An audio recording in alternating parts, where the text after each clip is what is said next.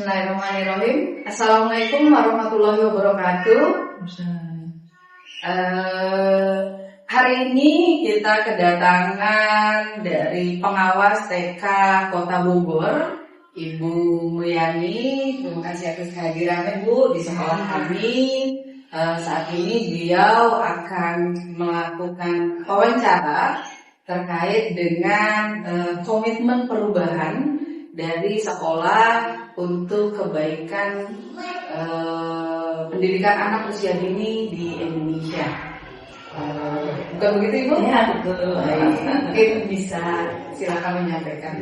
Baik, terima kasih Bu Rici. Bismillahirrahmanirrahim. Baik, mungkin ada beberapa pertanyaan yang ingin saya ajukan ke Bu Rici, ya kita sama-sama diskusi aja ya. Yang pertama mungkin apa sih kelemahan dan kekuatan dari satuan pendidikan ini?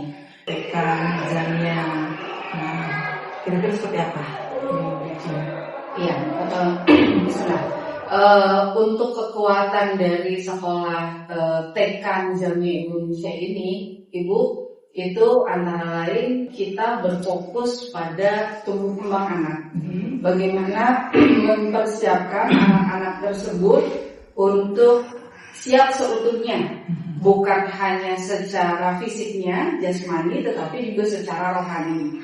Bicara soal rohani itu ada terkait dengan sosial emosional, terkait dengan bagaimana hubungan dengan pencipta, terus kemudian terkait dengan jasmani itu adalah terkait dengan gerak, motorik dan sebagainya. Mungkin lebih ke sana. Itu menurut kami itu adalah salah satu keunggulan atau kekuatan dari sekolah kita. Hal lainnya adalah sekolah ini ingin menciptakan siswa-siswa itu yang ketika keluar dari sekolah ini sesuai dengan visi dan misi dari sekolah ini. Visi sekolah ini adalah Indigenous Indonesian School. Ini adalah sekolah asli Indonesia. Bagaimana kita mengedepankan keindonesiaan, kami bangga sebagai orang Indonesia, seperti itu. Dan berbagai macam hal yang dimiliki oleh Indonesia itu yang memang patut untuk dibanggakan. Itu terus kemudian untuk misinya sendiri, bagaimana kita ingin anak-anak kita itu punya jiwa yang religius gitu ya, bukan hanya secara konsep tetapi bagaimana mereka mempraktekkan juga, trustworthy, dapat dipercaya, knowledgeable, punya pengetahuan luas gitu ya, dan communicator, bisa mengkomunikasikan apa yang mereka rasakan dan apa yang mereka pikirkan dengan cara yang baik. Mungkin kalau bahasa alamnya berakhlak mulia, seperti itu Ibu. Berbudi pekerti luhur kalau kita bicara bahasa Indonesia. Nah, bicara terkait dengan kekurangannya, kelemahannya itu adalah lebih kepada yang pertama, kalau dari sudut pandang saya, itu adalah terkait dengan orang tua. Orang tua. Gitu. Kenapa orang tua? Karena kami percaya bahwa pendidikan ini itu adalah kolaborasi antara sekolah dengan rumah. Betul. Jadi bukan hanya orang tua menaruh anaknya di sekolah, terus kemudian istilahnya tahu beres, tidak seperti itu. Tetapi bagaimana antara pendidikan di sekolah ini itu juga bisa diaplikasikan di rumah, punya manfaat di sana. Nah, bicara seperti itu, kadang memang ada beberapa rumah gitu yang orang tua memang tidak memiliki visi dan misi yang sama gitu ya. Tapi bukan berarti perbedaan itu terus kemudian dibiarkan, tidak, karena kembali lagi kita juga mengkomunikasikan, kita menyampaikan kepada orang tua seperti ini. Alhamdulillah memang sedikit demi sedikit bagaimana values dari sekolah kami bisa diterima oleh orang tua dan juga orang tua bisa membantu seperti itu. Kelemahan berikutnya adalah memang terkait dengan SDM seperti itu. Mungkin bicara soal SDM sih lebih kepada bagaimana ide dari guru yang satu dengan guru yang lain, karena kita memang di sini kelasnya paralel gitu ya Bu ya. Itu kadang memang suka ada perbedaan, tapi kembali lagi kami berusaha untuk mensejajarkannya itu dengan melakukan pertemuan mingguan. Kalau dalam program kita namanya kelompok belajar, Kombel gitu kan. Bagaimana ide-ide dari guru satu dengan guru lainnya itu nanti bisa dikolaborasikan menjadi satu hal yang sama, standar gitu. Nah, mungkin kurang lebih itu. Ya. Jadi untuk mengatasinya tadi sudah ya, mengantisipasi dari kelemahan tersebut sudah Bu Rici sampaikan juga ya. Dari salah satunya kelemahan dari orang tua mungkin yang harus sama lah ya mungkin ya, di sekolah dengan di rumah gitu ya. Dan untuk SDM tadi ya insya Allah sudah terantisipasi dengan Kombel tadi ya, dengan kegiatan Kombel mingguan, saling berbagi mungkin ya. Saling berbagi ilmu pengetahuan satu dengan yang lainnya. Dan juga kan kita juga sudah punya Kombel antar satuan ya, atau di gugus itu juga mungkin bisa menambah pengetahuan atau ilmu untuk SDM yang lainnya gitu ya. Oke.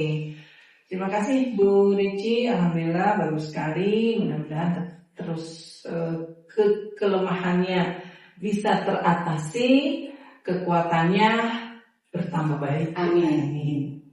Nah, untuk yang berikutnya mungkin pertanyaan berikutnya tentang menyusun tentang program kerja ya. Nah, bagaimana nih Bu Rici juga dan teman-teman di sini dalam menyusun program kerja dan anggaran satuan pendidikan ini? Gitu. Bagaimana? Mungkin juga melibatkan yayasannya untuk anggaran satuan itu. Betul.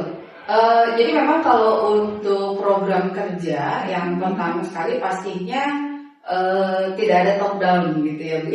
Jadi bukan perintah dari atas harus dilaksanakan oleh guru di bawah, tidak seperti itu, tapi justru bagaimana kita sama-sama merangkul gitu ya. Jadi memang mungkin kalau sedikit saya ceritakan di awal itu sebelum kita memulai tahun ajaran, kita akan berkumpul dengan guru-guru gitu ya, terkait dengan program kegiatan apa nih. Kita bicara program kegiatan dulu gitu ya. Program kegiatan apa yang akan kita berikan kepada anak-anak di satu semester dan 1 tahun seperti itu. Nah, dari program kegiatan tersebut itu harus berdasarkan atau sumbernya itu harus dari visi dan misi dari sekolah kita, gitu. Dan berbagai elemen pembelajaran yang kita sebut sebagai Nizamiyah learning element yang memang harus bisa terimplementasikan dalam kegiatan pembelajaran guru-guru yang akan diberikan itu tadi. Seperti itu. Jadi memang disusun bersama Ibu, terus kemudian nanti terkait dengan anggarannya itu mungkin kita akan lebih ke modifikasi kegiatan sih, lebih gitu. Karena memang kita berfokus kepada apakah kebutuhan anak itu bisa tercukupi atau tercapai gitu ya, dengan adanya kegiatan belajar tersebut gitu ya. Terkait dengan anggaran, saya pikir sampai saat ini alhamdulillah yayasan sangat support gitu, sehingga apapun itu, kalaupun misalkan memang ada sedikit perbedaan, lebih kepada diberikan masukan untuk kegiatannya itu bisa diganti atau dialihkan dan sebagainya seperti itu. Tapi sampai saat ini sih kembali lagi bahwa kegiatan terus kemudian program kerja dan juga anggaran itu semua sinkron, dan itu juga memang diusulkan ya, dibuat oleh guru-guru seperti ini. Terima kasih. Nah, sekarang mungkin perbedaan dengan program yang kan ini baru berjalan kedua ya, programnya ya. Nah, ada nggak perbedaannya dengan program tahun sebelumnya? Dengan tahun sebelumnya pasti banyak sekali perbedaannya Ibu. Dievaluasi gitu ya? Iya betul. Kita juga mengevaluasi apa yang sudah kita lakukan di tahun sebelumnya. Contohnya misalnya seperti ini. Ketika ada satu tema pembelajaran yang sudah kita berikan ke anak dengan target pembelajarannya yang sudah diberikan ketika dia di K1 gitu ya, itu nanti akan kita evaluasi sehingga ketika mereka naik di K2 itu mereka tidak akan mendapatkan target pembelajaran yang sama. Nah itu harus dipastikan seperti itu Bu, sehingga mereka tidak akan misalkan contohnya ketika di K1 itu mereka mendapatkan materi terkait dengan waste itu bagaimana memilah sampah organik dengan anorganik gitu ya. Nanti ketika mereka di K2 itu temanya mungkin sama seperti itu, tetapi untuk kegiatannya mereka berbeda karena mereka sudah mendapatkan perbedaan tadi gitu ya. Terus kemudian tambahannya itu adalah bagaimana mereka bisa mengolah sampah tadi seperti itu. Kalau yang di K1 itu mereka memilah terus kemudian ketika di K2 mereka bagaimana itu mengolah jadi sesuatu seperti itu. Jadi memang apa yang dilakukan di tahun lalu itu pasti akan kita evaluasi untuk di apa kita gunakan di tahun ini seperti itu. Apakah kemarin bisa seperti contohnya ketika tahun lalu itu kita mengadakan field trip untuk K1 itu kita melakukannya di semester 2. Namun karena memang materi pembelajarannya itu sudah setelah kita evaluasi kita pindahkan di semester 1, oleh karena itu kegiatan field trip itu kita pindah juga di semester 1. Jadi kembali lagi di sekolah ini seluruh kegiatannya itu adalah berdasarkan dari tujuan pembelajaran. Bahkan untuk field trip ketika kita mengajak siswa untuk mengunjungi suatu tempat mendapatkan pembelajaran hands on di luar sekolah gitu ya, itu pun berdasarkan dari target atau tujuan pembelajaran yang ingin dicapai. Jadi istilahnya bukan ayo jalan-jalan ke taman ini, bukan seperti itu, tapi oke, kita sedang belajar apa nih gitu ya, kita belajar tentang transportasi, oke kita cari museum transportasi seperti itu hal yang seperti itu kita pastikan bahwa apa yang didapatkan siswa sesuai dengan target pembelajaran yang memang sudah direncanakan diharapkan ya. Betul. Oke. Baik, terima kasih Bu Rici sudah menjelaskan dengan rinci tentang program kerja atau program kegiatan tahun lalu yang dievaluasi dan membuat rencana atau kegiatan yang tahun ini berarti hasil dari evaluasi yang tahun sebelumnya gitu ya. Dan nanti di tahun ini karena menginjak ke berikutnya mengevaluasi tahun yang ini untuk membuat program kerja tahun berikutnya. Baik, terima kasih. Mudah-mudahan sekolah ini tetap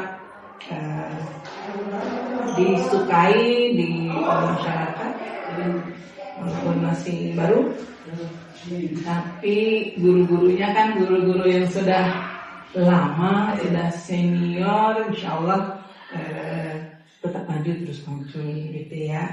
Dan juga mudah-mudahan selalu mengikuti kegiatan-kegiatan yang memang dilaksanakan oleh Kementerian Pendidikan gitu ya. Baik, terima kasih Bu Rici penjelasannya. Terima kasih untuk waktunya. Ya, mungkin cukup sampai di sini dulu. Nanti insya Allah kalau ada hal-hal yang memang perlu saya tanyakan, kembali saya menghubungi Bu Rici kembali. Baik, ya. Terima kasih banyak Ibu atas kepercayaannya. Kami juga percaya bahwa kemajuan dari nizamnya ini dari tahun ke tahun ini adalah salah satunya adalah karena support dari Dinas Pendidikan juga melalui Bu Mulyani selaku pengawas TK. Terima kasih banyak supportnya, bimbingannya selama ini Ibu. Dan juga alhamdulillah memang amanah yang diberikan oleh orang tua nizamnya ini semakin tahun itu semakin besar.